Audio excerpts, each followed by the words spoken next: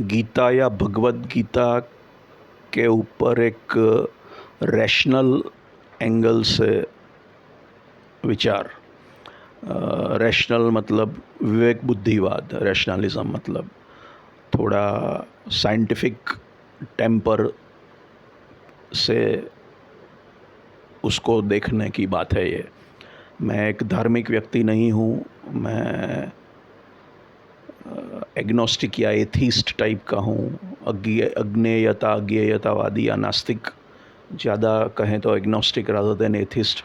Atheism ज़्यादा नास्तिक है, एग्नोस्टिक अलग है, अज्ञेयतावादी है, हार्डकोर नास्तिक नहीं है। वो कहता है कि मुझे नहीं पता, देखते हैं, सोचते हैं, प्रूफ मिलेगा तो स्वीकार करेंगे। और रैशनल हूँ, बुद्धि से सोचता हूँ, तर्क से सोचता हूँ और साइंटिफिक टेम्पर से देखता हूँ, वो मेरी कैरेक्टरिस्टिक है। उस एंगल से मैंने गीता को देखने की कोशिश की और उस एंगल से मैं उसका एसेंस, उसका जो अर्क है वो देना चाहता हूँ। बेसिकली इसलिए कि कई बार मैं लोगों से ये सुनता था कि गीता में सब कुछ है, गीता में सब कुछ है। तो मुझे काफ़ी आश्चर्य होता था कि ये ऐसी कौन सी किताब है जिसमें सब कुछ है। तो फिर मैंने उसको पढ़ा। अब ये गीता है, गुजराती में है, ये थोड़ा बड़ा वर्जन है, ये भी गुजराती में है, लेकिन छोटी किताब है। 18 अध्याय हैं, चैप्टर्स हैं और 78 श्लोक हैं बस। तो इससे काफ़ी बड़ी किताबें मैंने पढ़ी है। एक श्लोक में 2, 4, 6 कड़ियाँ हो सकती हैं संस्कृत। और ट्रांसलेशन, इसका अनुवाद अवेलेबल है, भाषांतर आप गुजराती, हिंदी में भी अवेलेबल है, गुजराती में भी अवेलेबल है, इंग्लिश में भी अवेलेबल है, आसानी से पढ़ा जा सकता है। तो मैंने 2-3 बार इसको देखा है। और ख़ास करके क्योंकि लोग कहते थे कि इसमें सब कुछ है, तो मैंने सोचा ऐसा तो क्या है। अब मैं ये निष्कर्ष पे आया हूँ कि इसमें डेफिनेटली सब कुछ तो नहीं है। बहुत छोटी किताब है, बहुत कम श्लोक हैं। हाँ, कुछ अच्छी बातें हैं, वो मैं रखूँगा। कुछ चीज़ों से मुझे तकलीफ़ है, वो भी मैं रखूँगा। और आप खुद अपने एंगल से इसको देख सकते हैं, पढ़ सकते हैं, समझ सकते हैं। ये कोई सीक्रेट तो है नहीं, लेकिन बहुत इम्पॉर्टेंट चीज़ है गीता हिंदू धर्म में, हिंदुइज़म में। धार्मिक लोगों के लिए, सबके लिए बार बार गीता का उल्लेख किया जाता है, गीता के रेफरेंस दिए जाते हैं, इसलिए देखना ज़रूरी था। अब गीता में जो महत्व की बात है, जिससे मैं एग्री करता हूँ, वो है संघर्ष की ज़रूरत। हम जनरली अहिंसा की बात करते हैं, लेकिन कभी कभी हिंसा ज़रूरी होती है जब अनीति, यहाँ पे अधर्म की बात है, दुष्टों के साथ आपका पाला पड़ा हो। बदमाश, दुष्ट, नालायक, ईविल जिसको कहते हैं, ऐसे लोग जो आपको जीने नहीं देंगे, आपका जीना हराम कर देंगे, उनको अगर हराया नहीं गया, सज़ा नहीं दी गई या ख़त्म नहीं किया गया, तो बाकी लोगों का जीना दुश्वार हो जाएगा। तो इनको ठिकाने पे लाने के लिए हिंसा का, संघर्ष और लड़ाई, युद्ध की ज़रूरत, आवश्यकता है। और इससे मैं एग्री करता हूँ। हम चाहते हैं अहिंसा, परमो धर्म में मानते हैं, लेकिन हिटलर जैसा बंदा था तो उसको ख़त्म करना ज़रूरी था। तो वहाँ पे अहिंसा से काम नहीं चलता। तो कुछ लोग ऐसे होते हैं जो अहिंसा में नहीं मानेंगे, और आप मानोगे तो आपको ख़त्म कर देंगे।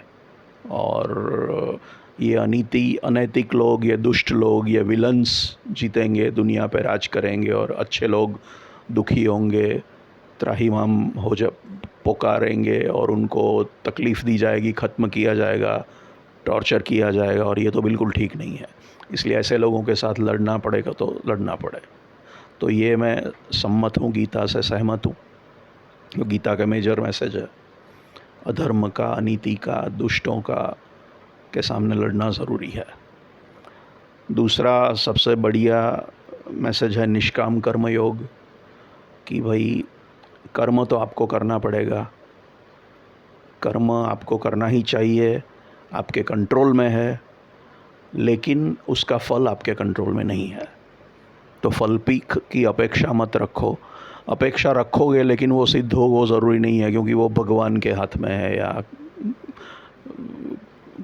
प्रकृति या भगवान या जो भी मान लो, भगवान यहाँ पे भगवान के हाथ में है, परमात्मा के हाथ में है। तो बेसिकली आपके हाथ में नहीं है। तो आप खाली पूरी निष्ठा से कर्म करो, वो आपका काम है, वो आपको करना ही है, करना ही पड़ेगा, कोई ऑप्शन नहीं है। लेकिन फल के ऊपर आपका अधिकार नहीं है, वो भगवान के हाथ में है। तो फल की अपेक्षा छोड़ दो, उसके ऊपर सोचो ही मत, क्योंकि अपेक्षा रखोगे और फल नहीं मिलेगा तो दुख होगा। इसलिए फल को भूल जाओ, कर्म करते जाओ बस। फल मिलेगा तो अच्छा, नहीं मिलेगा तो ठीक है, बाद में मिलेगा, प्रत्यक्ष या परोक्ष स्वरूप से मिलेगा, कैसे मिलेगा पता नहीं।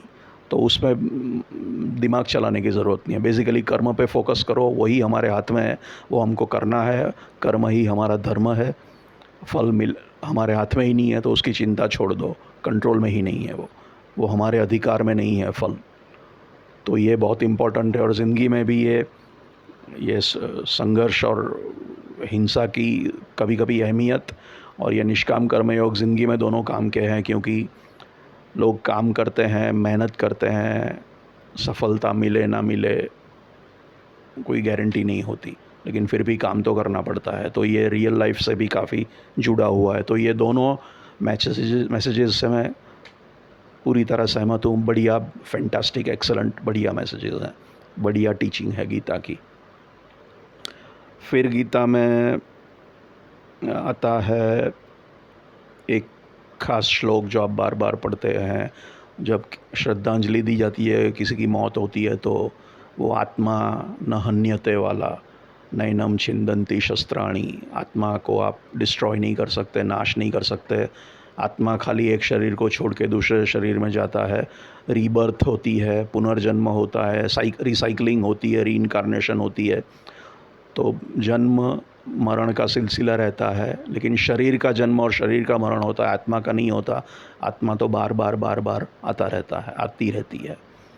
अब ये काफ़ी प्रख्यात वो श्लोक, नैनम छिंदन्ति शस्त्राणी न हन्यते वगैरह वगैरह है। ये काफ़ी लोगों ने, जब अखबार में ये कोई आप लास्ट पन्ने पे देखोगे किसी की डेथ होती है तो ये कई बार देखा जाता है, इसलिए मैंने मेंशन किया। ये आत्मा की बात आती है, फिर मेरा रैशनल दिमाग थोड़ा उससे दूर भागने लगता है, लेकिन मैं अर्क प्रस्तुत कर रहा हूँ, इसलिए मैं ये एक चीज़ बता रहा हूँ आपको। दूसरा, गीता में बात आ रही है 3 योग की। यहाँ योग का मतलब है भगवान तक पहुँचने का पुरुषार्थ। योग मतलब योगासन वाला योग नहीं है ये। योग मतलब भगवान तक पहुँचने का रास्ता है। तो 3 रास्ते हैं, भक्ति योग, ध्यान योग और कर्म योग। कर्म योग मतलब कर्म करो, एक्शन वगैरह, जॉब, रिस्पॉन्सिबिलिटी, ड्यूटी। ध्यान योग मतलब ध्यान धरो, मेडिटेशन करो। और भक्ति योग भगवान की भक्ति करो।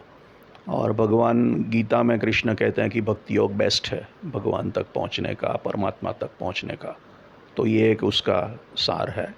अगेन ये सब चीज़ों में मैं नहीं पढ़ूंगा, लेकिन जो जानना चाहते हैं उसके लिए। तीसरा, 3 किस्म के गुणों की चर्चा है, सत्वगुण, तमोगुण, रजोगुण। सत्वगुण सबसे अच्छा है, सात्विक आदमी सबसे अच्छा है। शांति, अच्छाई और संवादिता, हार्मनी, ये सात्विकता के लक्षण हैं। रजोगुण उससे लोअर लेवल की क्वालिटी है, जिसमें भोग विलास, आकर्षण, मोह माया, ये सब चीज़ें आती हैं, इच्छा। तो ये थोड़ा निचले लेवल का स्तर का गुण है। और तमोगुण और तामसिक सबसे खराब लोग और सबसे खराब गुण है, जिसमें अज्ञान, आलस और गुस्सा।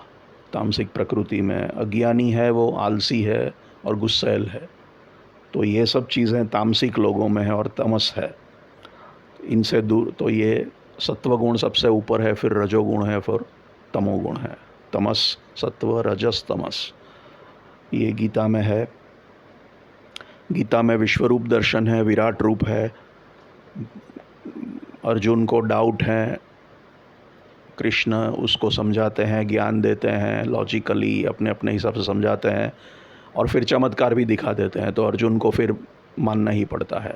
बातें करने से नहीं मानता, लेकिन जब चमत्कार है तो फिर नमस्कार करना ही पड़ेगा। तो भगवान अपना विश्वरूप दर्शन करा देते हैं, मतलब चमत्कार दिखा देते हैं। तो फिर वो दो आदमी बैठ के बात कर रहे हैं आमने सामने, मैं लॉजिकली बात कर रहा हूँ, ज्ञान दे रहा हूँ, मेरे में काफ़ी ज्ञान है, वो है, लेकिन वो जब चमत्कार कर दूँ तब तो फिर मानना ही पड़ेगा ये भगवान है। तो फिर तो वो कहें वो अल्टीमेट है, बिकॉज़ यही सबसे पावरफुल, सबसे नॉलेजेबल यही हो सकता है। अब तक तो मैं इंसान मानता था, अभी तो एक साक्षात भगवान है। तो भगवान है ऐसा कृष्ण अर्जुन के सामने दिखा देते हैं, अपना विराट विश्वरूप दिखा के। वो खुद ब्रह्मांड जितने बड़े हैं और पूरा ब्रह्मांड उसके अंदर है, और वो सब दिखा देते हैं। तो वो चमत्कार कर देते हैं, तो अर्जुन फिर मान लेता है। पहले डिस्कशन, डिबेट होती है, तार्किक बातें, ज्ञान की बातें, और फिर चमत्कार। तो चमत्कार से द डील इज सील्ड, फिर सौदा पक्का हो, मतलब फिर मान लेना पड़ता है। ये भी मेरी लाइन का मेरे सिलेबस के बाहर की बात है, लेकिन मैं बता रहा हूँ आपको। फिर स्थित प्रज्ञता की बात आती है कि प्रज्ञा मतलब बुद्धि को स्थिर रखना चाहिए, स्थित रखना चाहिए। शायद अध्यात्म में, स्पिरिचुअलिटी में रखना चाहिए। दूसरा शायद हो सकता है कि स्टॉइक या स्टॉइकल होना चाहिए, मतलब डिटैच्ड होना चाहिए, मोह माया नहीं, ज़्यादा क्षोभ नहीं, जैसे डिटैच्ड होना। सुख से बहुत छलक नहीं जाता है सुख, ना सुख का इतना असर है ना दुख का इतना असर, एक किस्म की निर्लेपता, निर्मोही हो जाना, काइंड ऑफ ऐसा कुछ संदेश है। वो भी एक ज़रूरी संदेश है, वो भी बुरा नहीं है। स्थित प्रज्ञ हो जाना, प्रज्ञा को स्थिर कर देना, शायद अध्यात्म में, ईश्वर में, परमात्मा में और स्पिरिचुअलिटी में, और बाकी सब चीज़ों पे ध्यान नहीं देना, सुख दुख वगैरह पे। ये एक शायद किसी को शांति मिल सकती है इससे और फ़ायदा हो सकता है। मेरे लिए ये इतना सिग्निफिकेंट नहीं है। मेरे लिए दो ही बातें सिग्निफिकेंट है, निष्काम कर्म योग और संघर्ष की अनिवार्यता। जब दुश्मन और दुष्ट लोग इस दुनिया में हैं तो उनको ठिकाना लगाना पड़ेगा, वरना वो आपको ठिकाने लगा देंगे। ये इम्पॉर्टेंट है। और लास्टली एक बात जो है, जो अगेन प्रॉब्लमेटिक है मेरे लिए, वो है एक संशयात्मा विनश्यति वाली बात है। उसमें कहा गया है एक श्लोक में कि जो संशय करता है उसका विनाश होगा। मतलब जो डाउट करता है, डाउट किस पे करता है? धर्म ग्रंथों पे।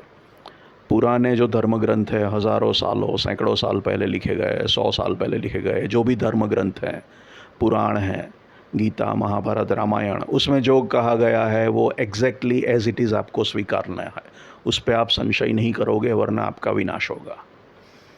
तो ये साइंटिफिक बात नहीं है कि भाई किसी ने पहले कुछ लिख दिया किसी किताब में तो उसको सच्चाई मान के स्वीकार कर लेना बिना किसी साबिती के, प्रूफ के। ये साइंस नहीं मानता। तो साइंटिफिक टेम्परामेंट वाले लोग इस चीज़ को स्वीकार नहीं कर सकते। साइंस में डाउट, सिनिसिज्म, स्केप्टिसिज्म ज़रूरी है। यहाँ पे कहा गया है कि पुरानी किताबों में, धार्मिक किताबों में, धार्मिक शास्त्रों में वगैरह में जो कहा गया है वो एज इट इज़ एग्जैक्टली यही सच है, ऐसा ही है। उसमें रत्ती भर संशय या नहीं करना है। विराट रूप था तो था, ब्रह्मास्त्र था तो था, पुष्पक विमान था तो था, कोई डाउट नहीं, कोई क्वेश्चनिंग नहीं, कोई चैलेंज नहीं कर सकते आप, वरना आपका नाश होगा। ये मुझे हजम नहीं होता, ये एक प्रॉब्लम है मेरे लिए, सबके लिए नहीं होगी एनीवे।